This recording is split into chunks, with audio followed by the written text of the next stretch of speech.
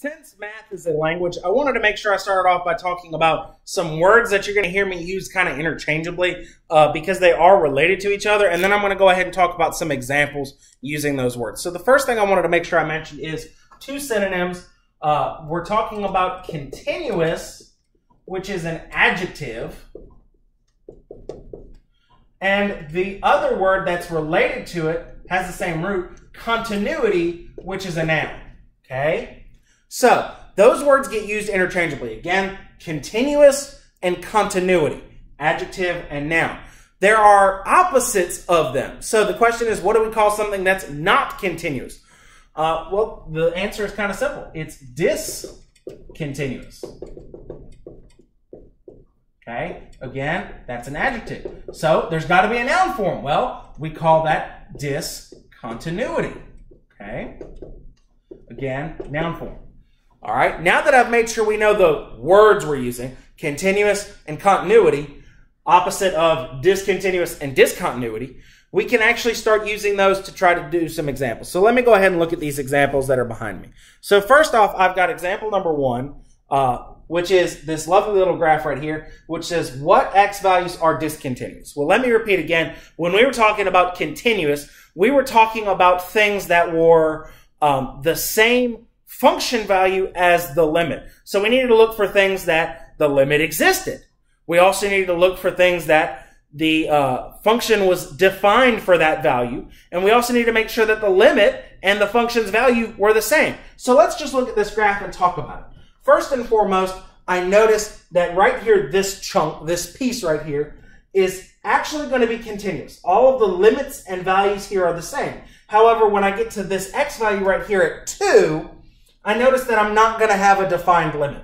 I'm going to have a left side and a right sided limit, that are different values. So right here we know the limit d and e.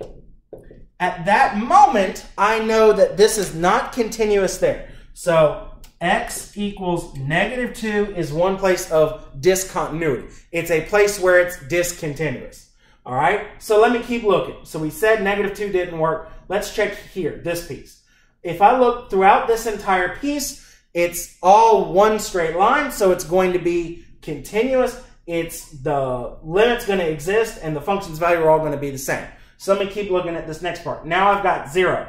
Notice again, we've got another limit that does not exist because I've got one side that goes to 2, one side that goes to 0. So I've got another limit that d and e. Okay? So that's going to be another place where it's discontinuous at 0. Because again, limits left side and right side are different. All right? Let's look at the next place. Here, limit and function's value are going to be the same. But what about at 1? Notice right here, the limit does exist, but the function's value is down here.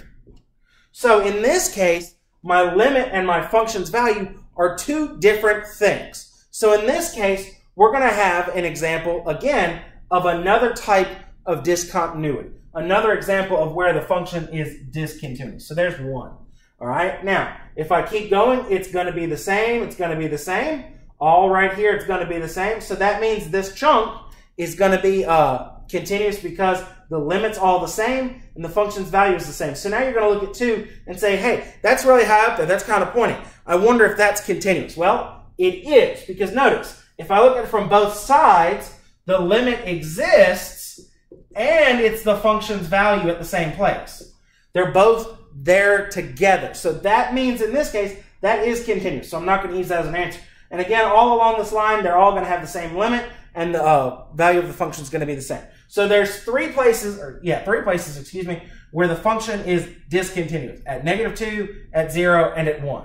Okay? So hopefully that helps you guys see everything. Remember, again, one more time, the 3 reasons that it might be discontinuous is the limit does not exist, or the function's value and the limit are different, or the third option, and we're going to see that here in the next problem, is where it's undefined. Now, notice here in example 2, we have a rational function. Now, remember, rational functions are going to work as long as it's defined. And the only reason it won't be defined is when this denominator is 0. Now, some of you might be looking and going, hey, let's factor it. Great idea. Love the idea. Let's factor it.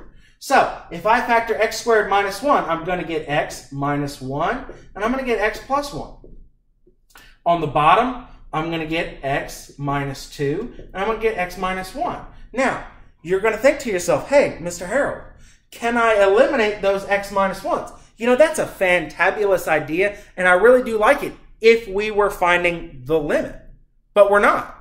We're trying to see where it's continuous and discontinuous. Well, here's what I need to do.